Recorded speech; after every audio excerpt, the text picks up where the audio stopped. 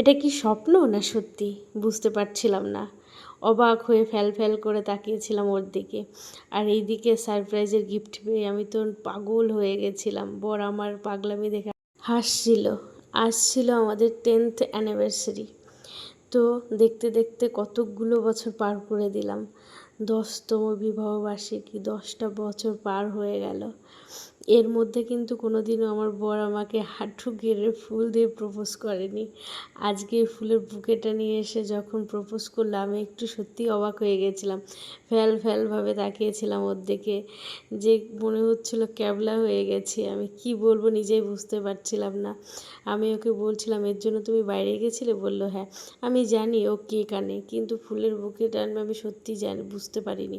ফুলের বুফে এনে আমাকে এভাবে হাঁটু গেড়ে প্রপোজ করবে সেটা আমি কখনো ভাবিনি। সত্যি কথা বলতে কি, প্রত্যেকটা সম্পর্কের মাঝখানে টক ঝাল মিষ্টি নোনতা সব কিছু থাকে।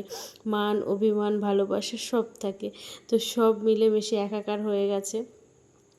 তো এইভাবেই 10টা বছর পার করে দিলাম। চাইছি বাকি জীবনটাও এইভাবে পার করে দিতে। মান অভিমান ঝগড়া ভালোবাসা সব মিলেমিশে যেন এইভাবে সারা জীবন থাকে।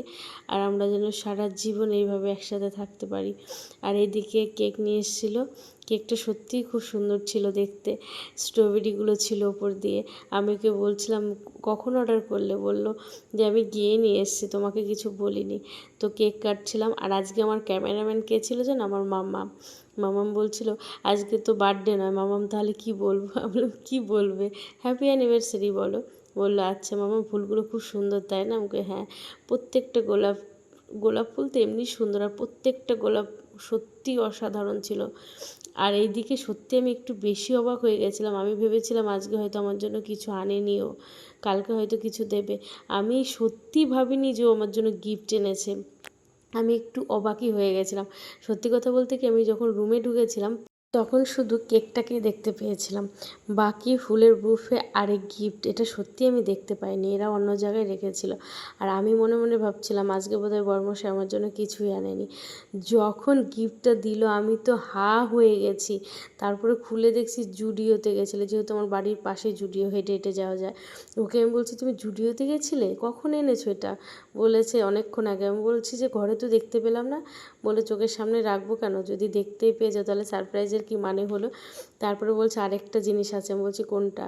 ও যখন প্যান্টটা দেখালো না, আমি আরও অবাক হয়ে গেছিলাম। কারণ কিছুদিন আগে দিদির সাথে আমি জুডিওতে গেছিলাম, আর ওকে ভিডিও কলে এই প্যান্টটাকে দেখিয়েছিলাম আর বলেছিলাম এই প্যান্টটা আমার খুব পছন্দ হয়েছে, এটা আমি নেব। তাই ওকে বলছিলাম তুমি এই প্যান্টটা নিয়ে এসছো, তোমার মনে আছে? ও বলছে হ্যাঁ অবশ্যই মনে আছে। আমি শুধু তোমায় বলেছিলাম বাড়ি যায় তখন কিনে দেবো, কিন্তু কবে কিনে দেবো সেটা বলিনি। অবশ্যই আমাকে এটাই বলেছিল বাড়ি যায় তারপরে কিনে দেবো। সত্যি কথা বলতে কি, আমি তো একটু অবাকই হয়ে গেছিলাম। আমি ভেবেছিলাম কবে দেখিয়েছি ওর হয়তো মনে নেই, কিন্তু ও যে মনে করে নিয়ে আসবে সত্যি এটা আমি কখনো ভাবিনি। যাই হোক, ড্রেসগুলো কেমন হয়েছে অবশ্যই কিন্তু কমেন্টে বলো। আর তোমরা আমাদের আশীর্বাদ করে যেন এইভাবে সারা জীবন আমরা একসাথে থাকতে পারি। ঝগড়াঝাঁটি মান অভিমান সব মিলে মিশে একসাথে যেন থাকতে পারি। এই যাই হোক, আজকের ভিডিওটা কিন্তু এই পর্যন্তই।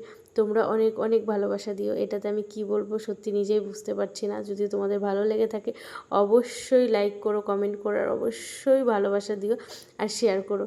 আর আমার পাগলামি দেখে আমার বর সত্যি হাসছিল, আর সাথে আমার মেয়েও হাসছিল। তো টাটা।